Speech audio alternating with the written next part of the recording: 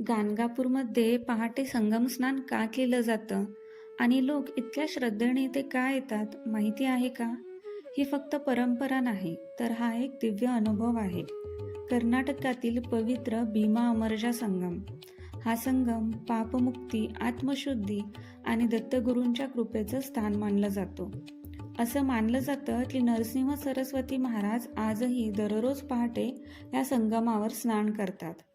महाराजांनी अंतर्दान देताना वचन दिलं होतं, मी येथेच निर्गुण रूपात राहीन आणि या संगमावर दररोज स्नान करीन. म्हणूनच येथे स्नान करणं म्हणजे गुरूंच्या प्रत्यक्ष सानिध्यात जाणं असं मानलं जातं. या पवित्र स्नानाने पूर्वजन्मीचे पाप नष्ट होते, मन निर्मळ होतं आणि आयुष्यात सुखशांती येते. असंही मानलं जातं की येथील अष्टतीर्थ स्नानाने दारिद्र्य दूर होतं आणि आरोग्य लाभतं. गाणगापूरमध्ये एक सुंदर परंपरा आहे. पहिल्यांदा संगम स्नान आणि नंतर निर्गुण मठात जाऊन गुरूंच्या पादुकांचं दर्शन. त्यानंतर औदुंबर वृक्षाला प्रदक्षिणा घालायची, ज्यामुळे मनोकामना पूर्ण होतात. हे फक्त पाण्याचं स्नान नाही, तर आत्म्याचं शुद्धीकरण आहे. जिथे श्रद्धा आहे तिथेच गुरूंची कृपा आहे. श्री गुरुदेव दत्त.